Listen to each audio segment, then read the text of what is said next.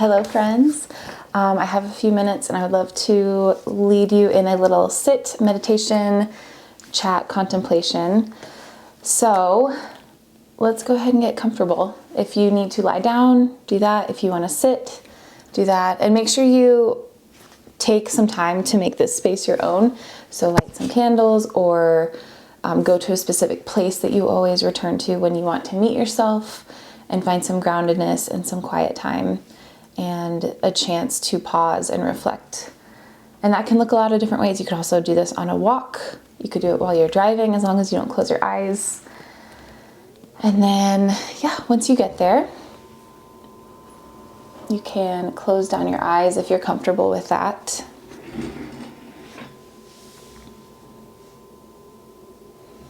Notice right away the response of your body, of your breath. Without controlling it, just see how you feel.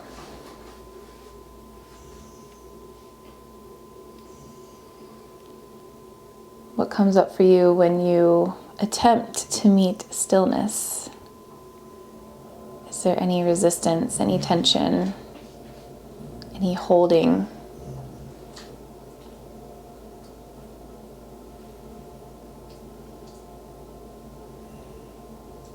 And once you identify that, go ahead and let go of it. So maybe take a big breath in, fill up your lungs, breathe in through your nose. Maybe pull your shoulders up towards your ears. And then open your mouth, exhale, and release your shoulders down.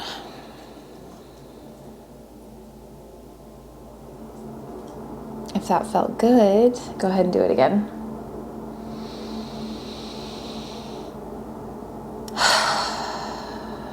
And a big sigh is definitely welcome.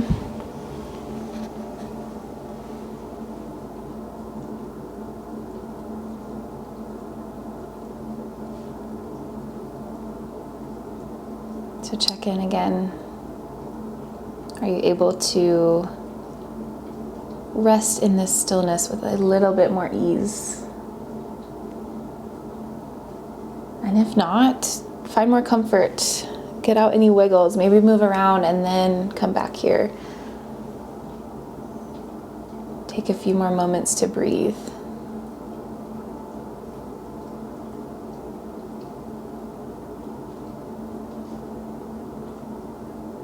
Making sure that these precious few moments and minutes that you spend here, and hopefully mostly each day, are spent with intention and a calm presence and an eagerness to listen to what is here instead of just getting through it.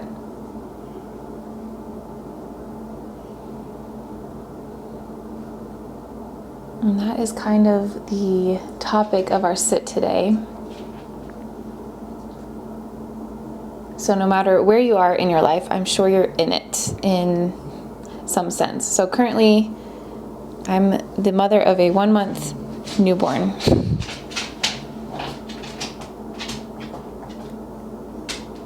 Maybe you are in it at work or in your relationships, or maybe going through something with your health.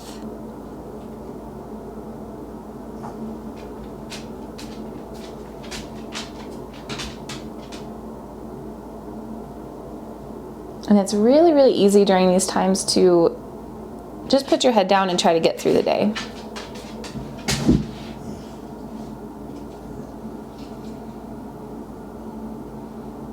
And to label some days as good and some days as bad.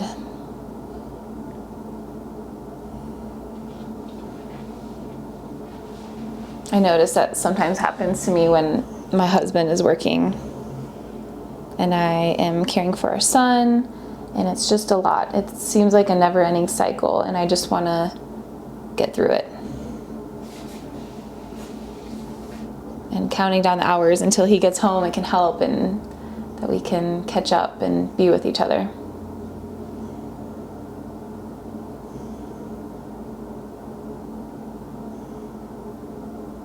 But then I'm reminded of the most simple and what is the word I'm looking for? Not stereotypical, but most cliche statement to instead view each day as a gift. And it sounds so simple and so overdone, but it is actually one of the most important things that you could realize. That each day is a gift.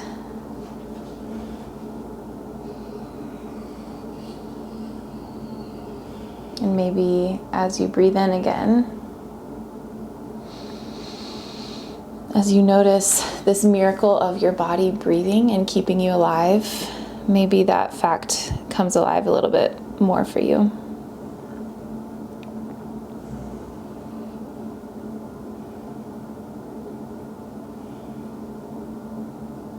I have a favorite quote. I have a lot of favorite quotes, but one of them is by one of my favorite authors, Mark Nepo.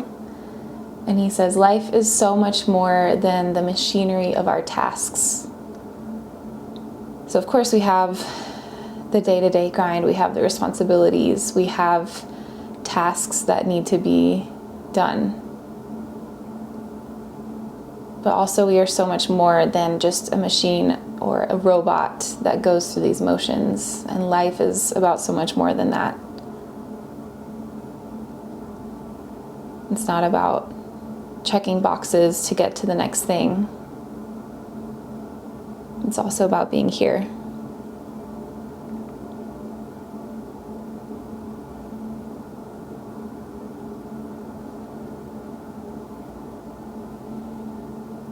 Mark Nepo also says, it's a supreme and painful irony that society pushes everyone towards some enlightened, better place when the heart of every spiritual path sheds in favor of an illuminated here.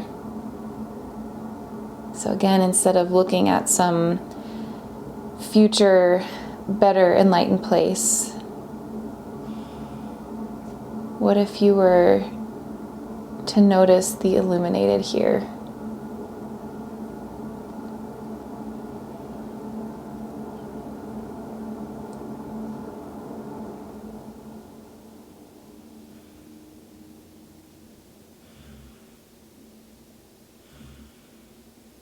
I feel like that can sound really like wishful thinking or this unrealistic mindset, and that's definitely fair sometimes. Because when you're in it, viewing each day as a gift is really hard to see.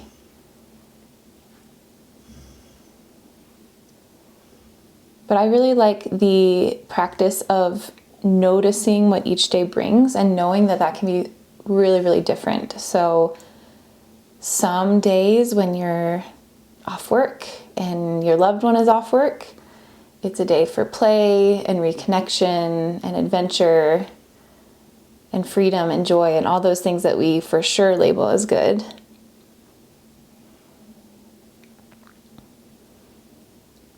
But maybe your work days, instead of begrudgingly getting through them, you could treat your coworkers or your clients with kindness and patience, and you could also view it as an opportunity to earn money so that you can live where you live and eat what you eat and do the activities that you share with others, and that is a gift.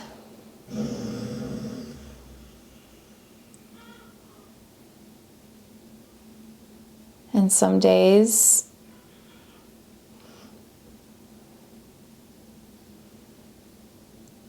are quiet and lonely and boring. But those are a chance to embrace more silence and solitude and reflection, even if it's hard.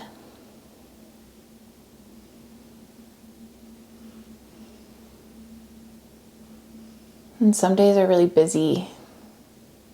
You feel like you're running around, but then maybe you notice that you've been able to commune with people, and you can really gain a lot of life from your relationships, even if they're exhausting sometimes energetically. they can also be really fulfilling. And so those are just a few examples of what your days might look like.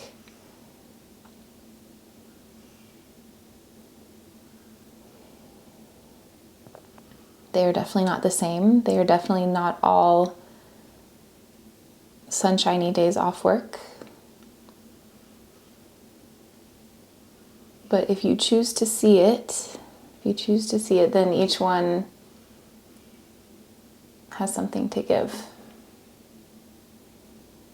And something that makes your life a beautiful and hard and thorough experience.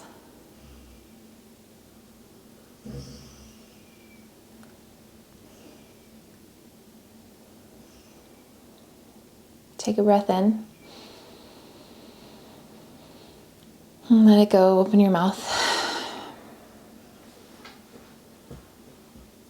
And just check in. What kind of day are you having? What kind of day is this for you?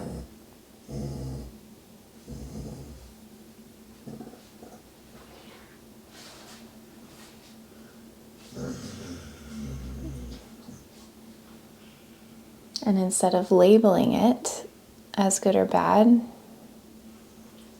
maybe you accept it. You find a little gratitude for it, and you just let it be what it is, instead of trying to avoid it.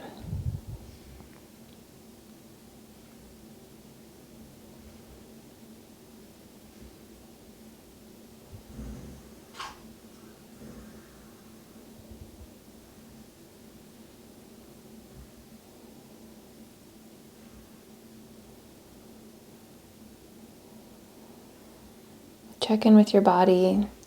Release your jaw, soften your shoulders one more time.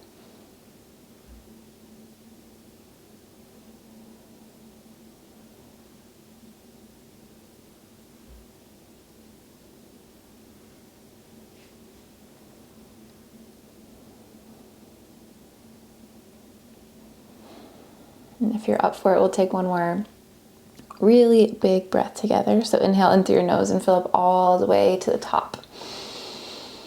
And then sip in just a little bit more air and hold it here. And then exhale, open your mouth. Let it go. And you can stay here, or you could start to wake up to the space around you. Notice what you smell, notice what you hear. Maybe rub your hands along your body, meeting this kind of halfway place between our sit and the outer world. And then eventually open your eyes. Find your way back into your daily life. If you heard my dog breathing heavily and grunting, he does that, and he just likes to relax in here with me. So if it was distracting, I'm sorry, but also dogs are great, so I didn't want to kick him out.